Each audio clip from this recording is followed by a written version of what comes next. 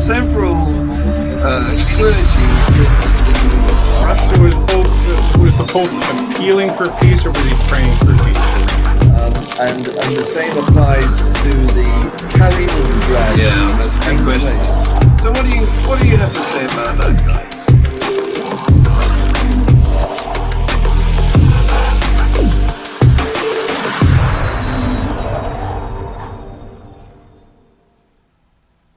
Good morning, afternoon, evening, wherever you are, and welcome to the latest edition of Global Atheist News Review. This is where we have the panel of opinionated people express their opinions on this week's news about how religion has impacted humanity over the past 7 days. And this week's panel of opinionated people, I love the alliteration there, includes D.P. Higgs from British Columbia. How the devil are you, D.P.? How the devil are you, indeed? I'm not having you take over my catchphrase all the time. We have Scott Weigold from California. How the devil are you, Scott? The devil in me is good. Tercia is with us. She's my co-host. Welcome, Tercia. Let's pray for no, what do you call it? Load shedding. Load shedding. Oh no, right.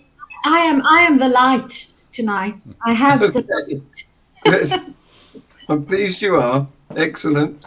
And Frank is in Kentucky, and this is Ty, who's in Tennessee. So we have a full global audience, and behind the scenes we have our producer, Swedish Steve. So, guys, let's hit the road running. Here's item number 1. 3 demonstrators have been killed during clashes with the Iranian security forces in the western town of Mahabad. Sorry, Steve, do you want to join us on screen? I see you've come up on camera now. No? Okay. Right. The protesters were targeting government buildings after attending the memorial ceremony of a man who was killed during the unrest in the country. And security forces have also opened fire at a cemetery near another town in Iran called Karamabad. And the rights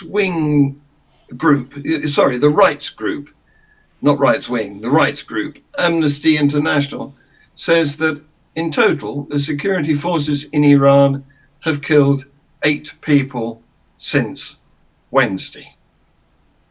What do you think of that, guys?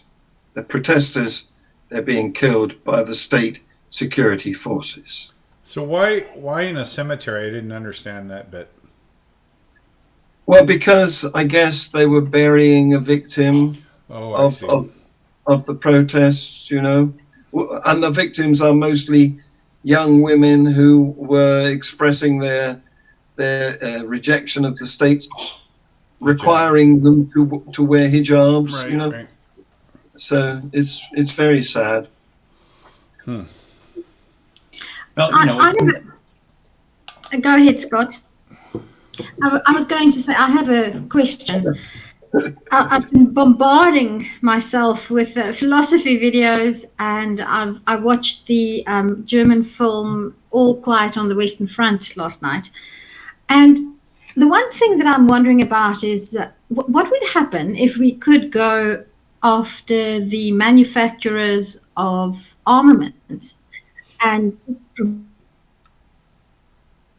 getting bullets and guns and other forms of ammunition. Would that be at all feasible? Because I'm beginning to get to the point where I'm asking, protesting isn't working, protesters are being killed. Can't we just stop the weapons?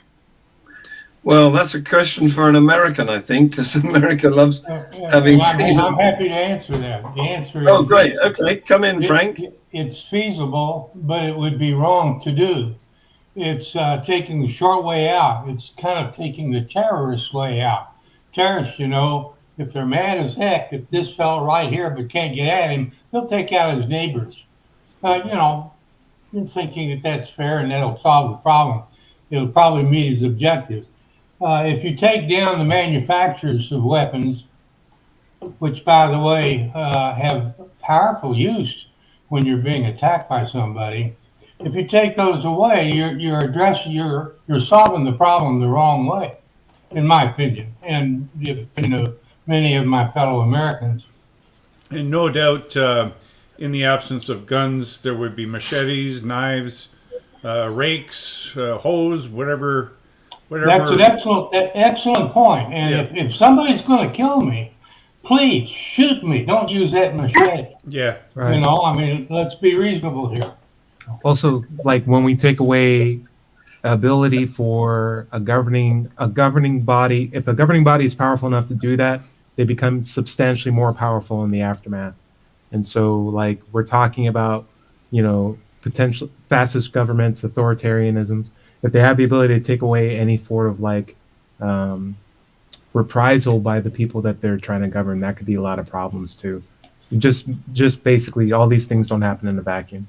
It's an excellent point. You got to remember, in history, if you look at the history of nations and societies, very, very few societies that were unarmed citizenry benefited. They're usually the victims. Nazi Germany being a good example. Well, welcome, Esther. Thank you for joining us. But it makes you wonder, doesn't it? All these American views about the freedom of access to weaponry. It makes you wonder how Europe has managed to survive without any guns. What's going on? Scott, give us some insight into this. Well, yeah, I was thinking exactly that. We do, in fact, have quite a few nations around the world that have dramatically less access to guns than America. And we've got a similar population in Australia that has not deteriorated into complete fascism after buying back a large section, a particular type of firearms. Yep.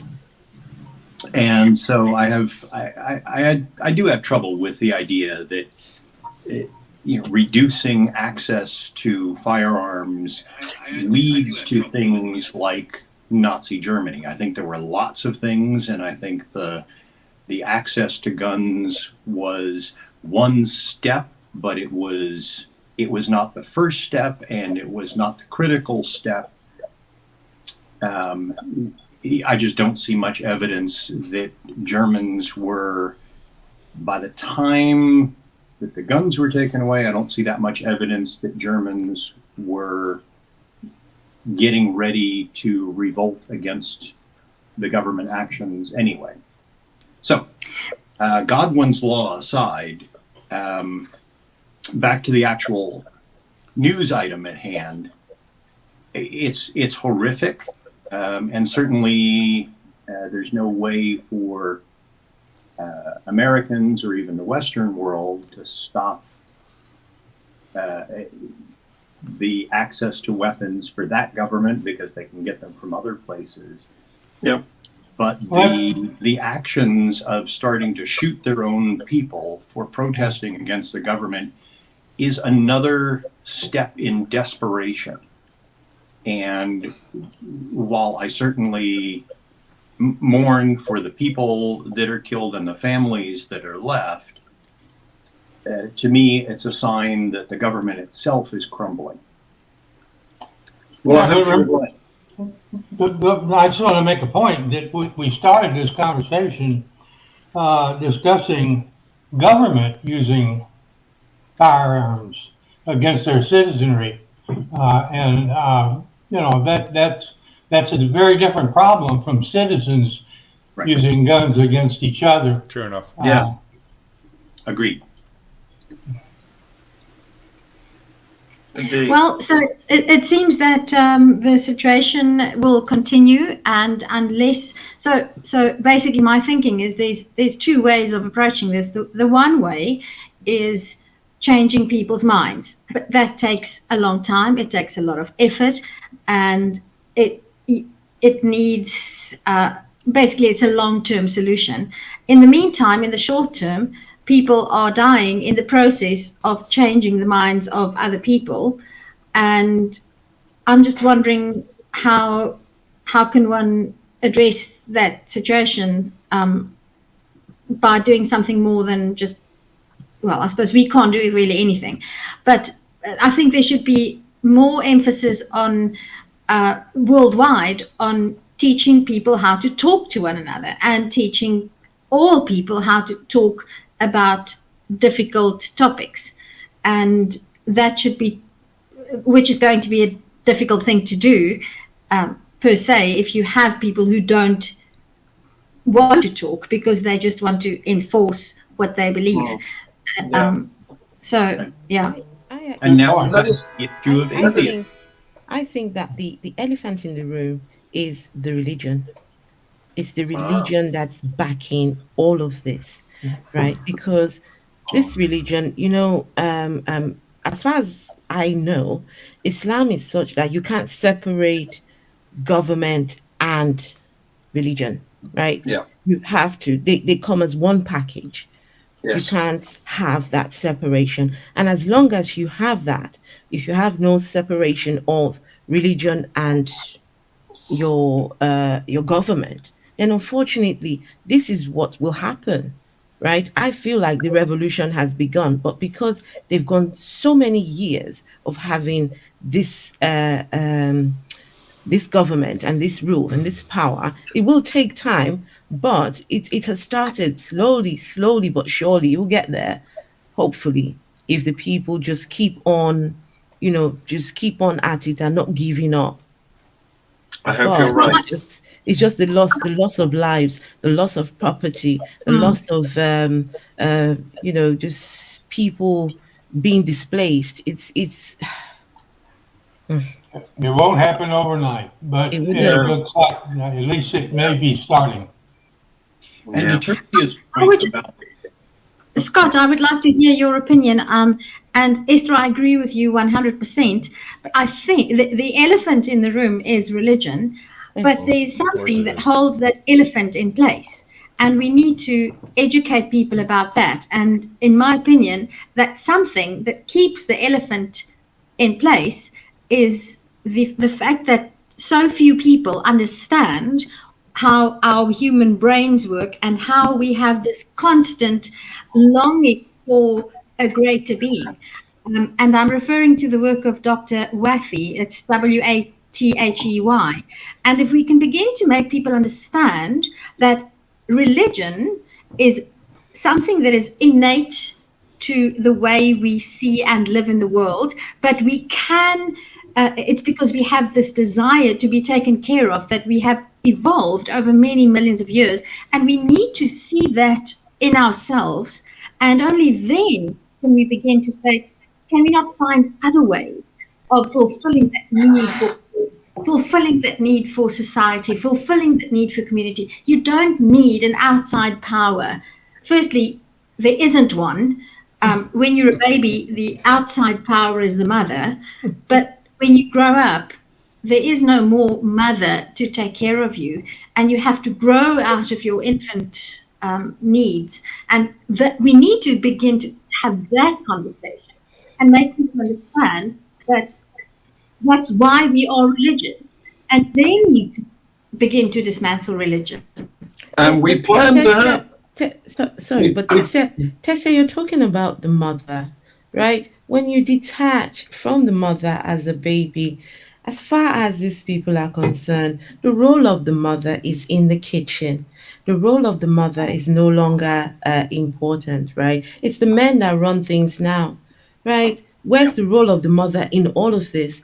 I bet that if you allowed women in on this to weigh in, I'm sure you'll have a better deal. But when you have men who think that they are in control, their religion allows them to dominate women.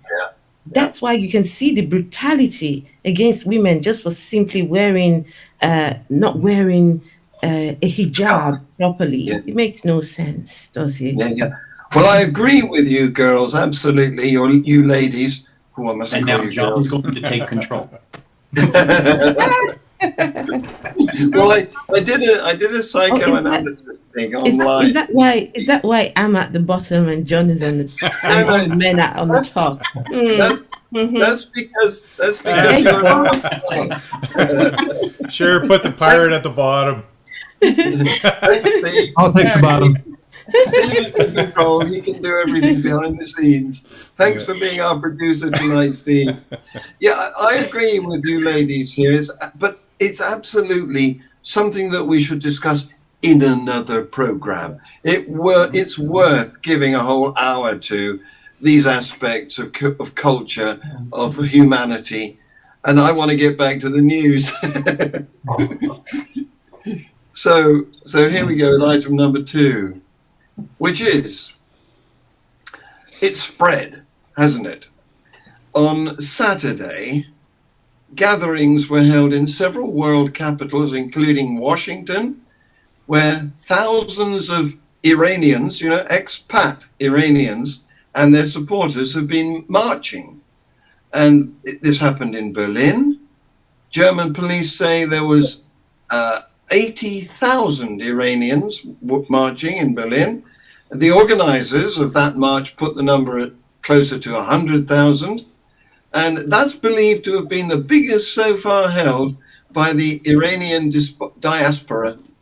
But anyway, Iranians from across Europe have been chanting the slogan of the protesters. This is the slogan they've been using in Iran. And it's women, life, and liberty. And that's what you've been talking about. Yes. And I think we should celebrate that. And it's fantastic that so many Iranians the world over are supporting their countrymen. And it shows that there's no need to attack people who do marches. Just let them march. As long as they march peacefully, just let them voice what they want to say. Because I presume there were no incidents of violence in these marches. Well, no, because they were held in democratic countries, not dictatorships that have an interest and a vested interest to defend. Yeah. Moving on to Israel. That's a country that likes to be in our news. A 70-year-old Jewish Israeli named Hagar Geffen. She was helping her friend harvest his olives. But this is on the West Bank of Jerusalem, and he was a Palestinian farmer and she was a Jewish Israeli. So masked settlers, the Israeli settlers, attacked her with clubs until she bled, then beat her in the head with rocks. She's currently hospitalized in Jerusalem Medical Center with broken ribs and a punctured lung. What do you think about that, guys? Why did that happen? What was the reason for it? The reason, well, I don't know, because she was an Israeli helping the Palestinians, and the Israeli settlers don't like that. So they regarded her as a traitor, maybe. I can't get into their head, I'm afraid. No, but I mean that explains what we know, right? That's just so sad and so unnecessary, so wrong, so misguided. What a huge misunderstanding on the part of those who did that. Yeah, absolutely. Can I just say this is a huge problem when it comes to tribes and people claiming territories.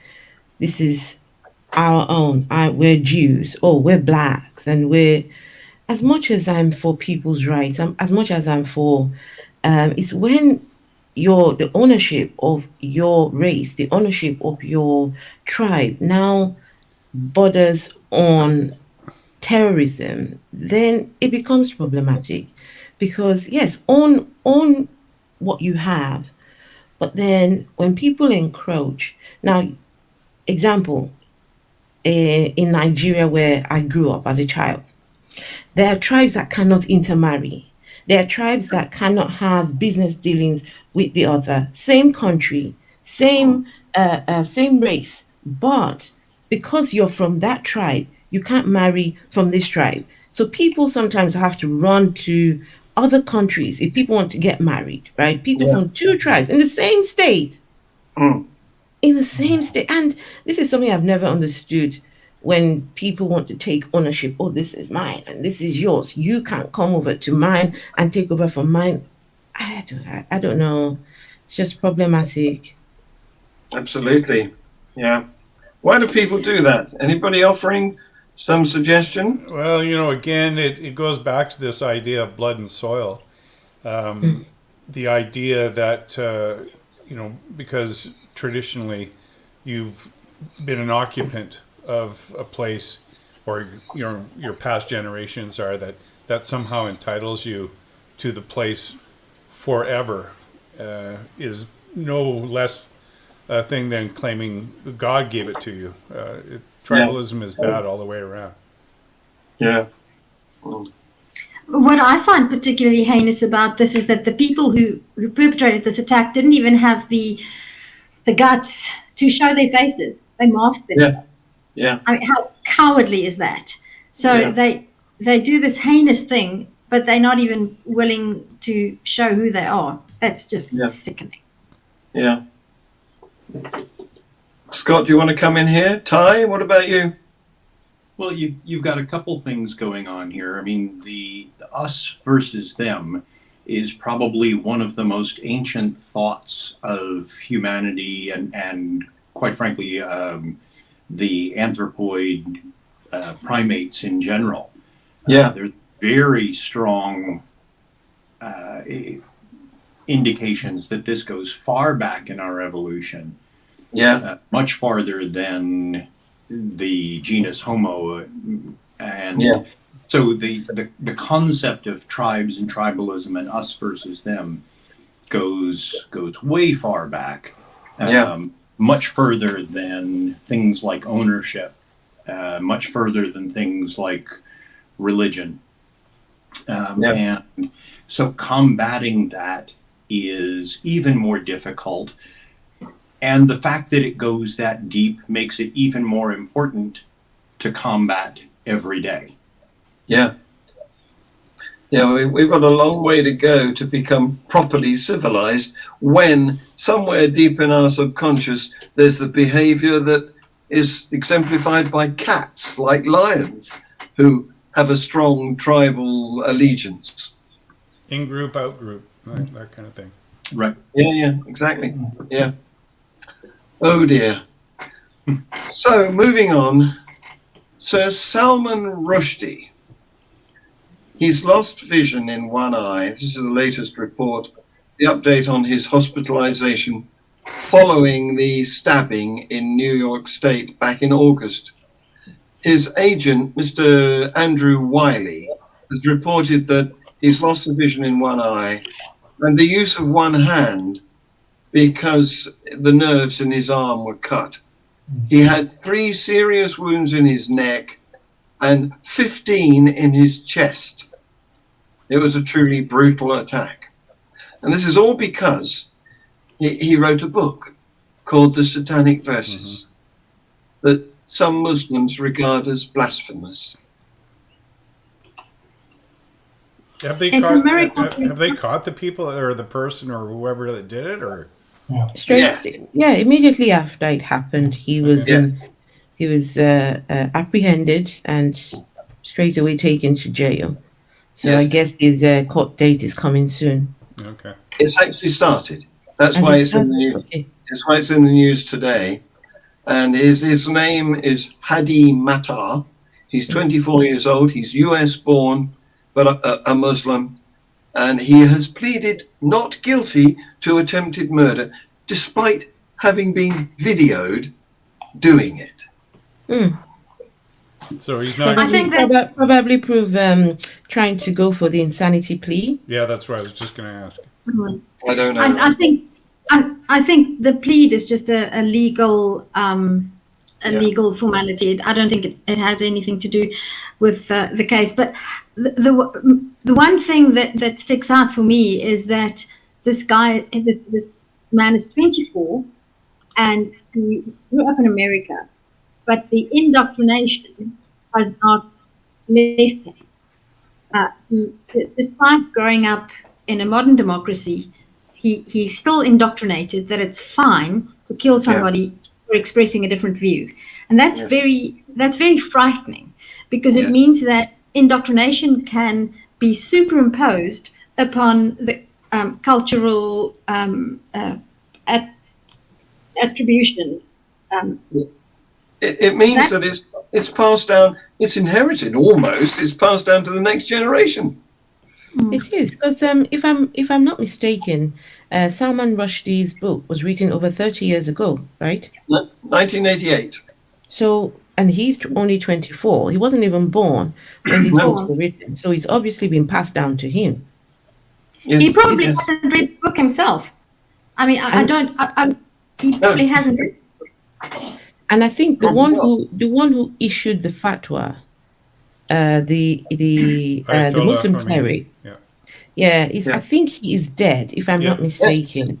Right. So he's issued this fatwa. He's long gone. Now people who weren't born when this fatwa was issued have come along now and are trying to bring it to fruition. Yes. So why are they doing that? I think the fellow that initiated the fatwa relieved it or undid it or. Yes, I think he did. Yeah. Yes, he did.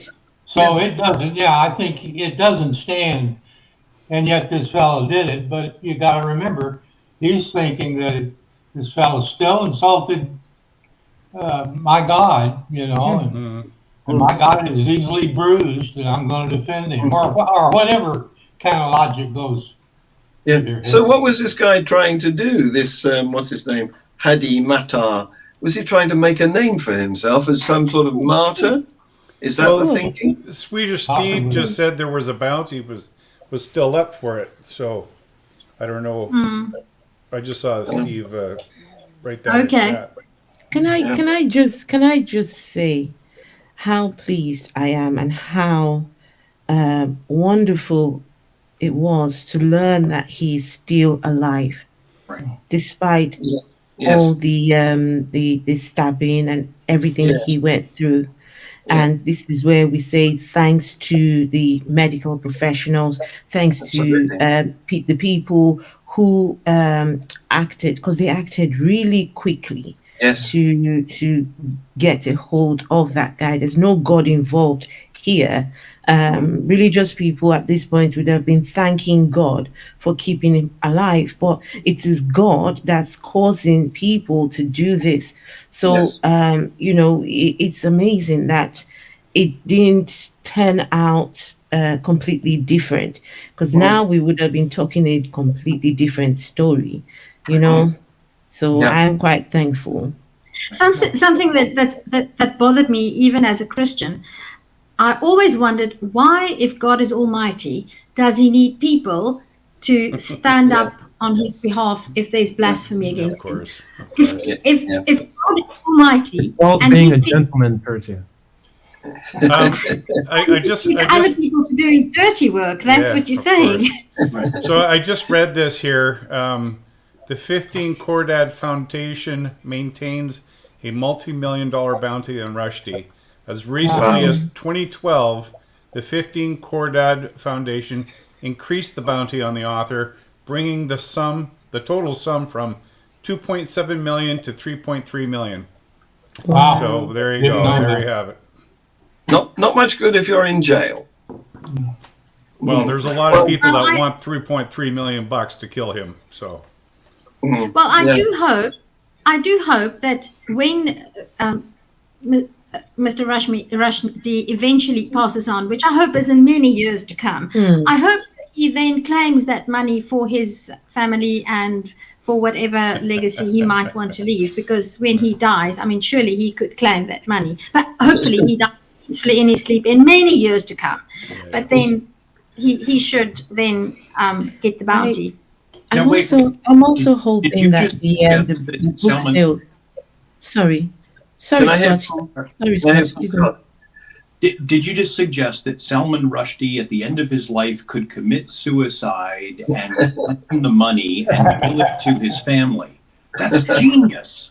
Yes. Well, technically, he would have to commit suicide. I mean, he can just die peacefully. No. I think there's got to be some element of active involvement there in order to become a martyr, and it's quite difficult to become a martyr to yourself. Well, Jesus did it, didn't he? Oh yes, Jesus Yes. did. Yes. I'm hoping that the sales of his books have gone up and has brought more attention. I had no clue about this book, and now I'm interested, and I'm going to get myself a copy. Absolutely. Okay. I've got it on Audible. Nice. Yeah, you get it free there probably. Well, back in August, just after, maybe it was September, just after the event in which he was stabbed, we held an event here in London. I say here, I'm not in London, but 50 miles north in London, which I attended and I spoke at. And there's a video of me standing with Salman that you can see. I think it's been uploaded to the AUK YouTube channel. Oh, That's a little bit of promo I've done for myself there. Yeah, you're brushed with greatness, right? Yeah. So moving on, in Los Angeles, a demonstration has occurred on the 405 freeway overpass, where the demonstrators gave Nazi salutes and held up several banners, including one that read, "Kanye is right about the Jews." So I'm going to start with simply, Kanye was right. Those three words should never be in that order. yes, yes, absolutely. So what has happened is that President Biden's administration has condemned this. His White House press secretary, Karine Jean-Pierre, except that I think in American that would be pronounced Jean-Pierre. Correct me if I'm wrong. and that she has said that Biden ran for president to heal the soul of the nation. I don't know whether that was on his right shoe or his left shoe, that soul. But he had to heal this soul because of years of hate and division. And he wanted to condemn anti-Semitism wherever it rears its ugly head. So what do you say about that, guys? Oh, can I say something, please? Firstly, I would like to do my duty as a teacher here and tell everybody that there's currently a documentary on the History Hit channel. It's called Barbarossa, the Lost Diaries, and it's the diaries that were discovered recently of a German Panzer Lieutenant, Lieutenant Sander. And it's a fascinating insight into the mind of somebody who has been indoctrinated by fascism. And simultaneously with that, there's a very good series on Netflix, Hitler, A Career. And from the very first moment that I saw that Donald Trump was running for president in 2016, I was appalled by how much he sounds exactly like Adolf Hitler. And watching that documentary and the series on Netflix, it is frightening how Donald Trump, the MAGA movement, has taken the combination of religion and the American right, evangelical right in America, and weaponized it. Yes. To take, it is frightening. I wonder how many people realize that I think we are on the brink of something similar to what happened in 1938. Because the ideas are still very much alive, and what Kanye West has done and what Donald Trump and his MAGA movement has done is proof of that somebody can stand on an overpass and be openly pro-Nazi. Let's hear from the Americans. Well, I think she's right on the money with that. I have those same kind of concerns, the same kind of feelings, same view of the way things are shaping up here. It's I don't think it's as serious as it was in Germany before World War II started, but at some point, what we're experiencing now was no less serious than what was happening in Germany. And the use of propaganda, that was a powerful tool for the Nazi Party.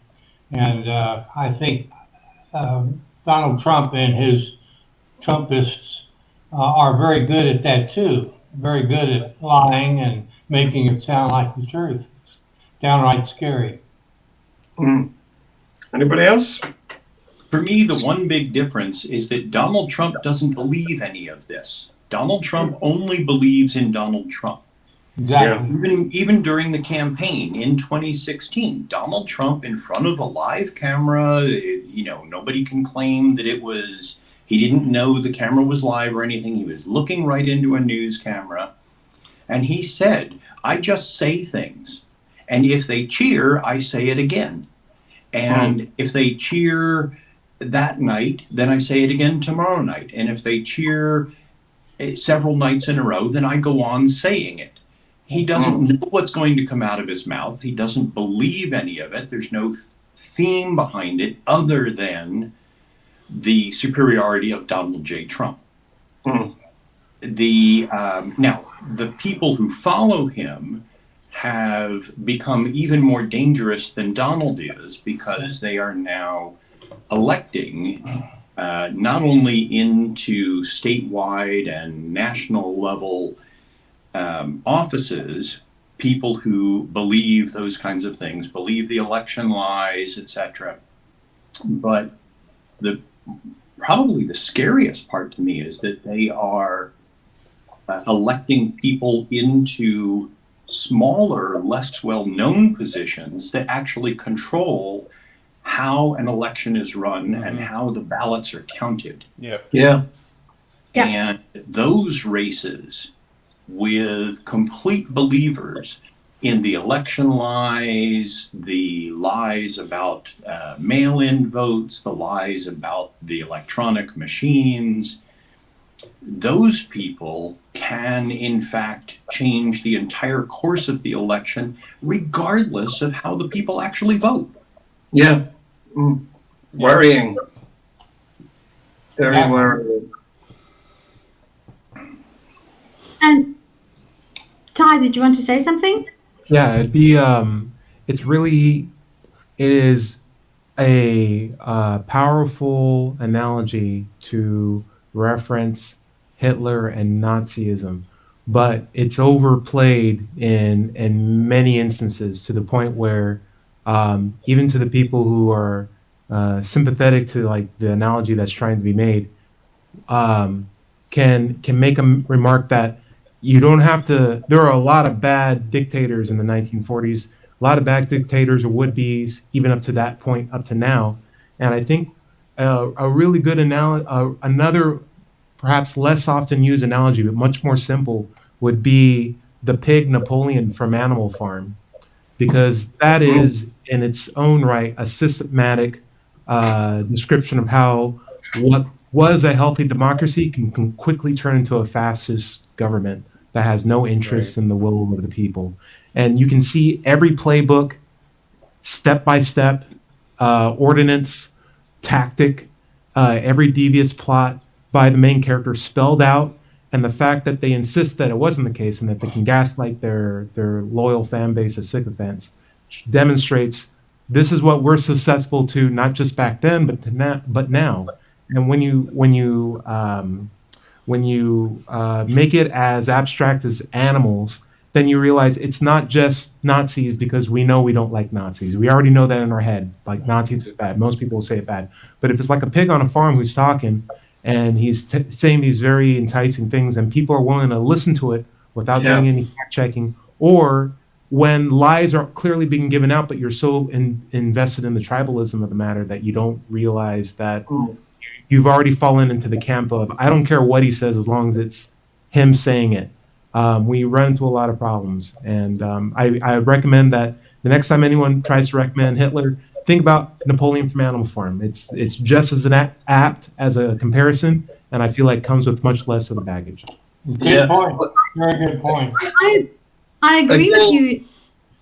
Dr. Again, Tai, sorry, but we're running up against time again here. let's go. But again, I agree with everything that's been said. But what we've got there is another potential program. Let's talk about it one day along the lines of, have we progressed at all since, the middle 30s when Hitler rose to power?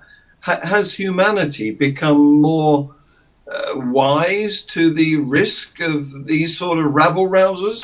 That would make a program in itself, wouldn't it? Or have we become complacent in our democracy and the exercise of democracy? Yeah. That's what's happening. So I'm going to push you on to the next item in the news, because I just want to finish this one, because rapper Yee, formerly known as Kanye, has lost his contract with Adidas. So this business has cost him millions. Who's sorry? Not No me. hands up. No, Yeah, there you go. especially because he bragged. He Yes. bragged that they could never take that contract off him. He was so full of himself. So Yeah. to watch that just yanked off him. Yeah, he had good reason, because it was the best contract that Adidas has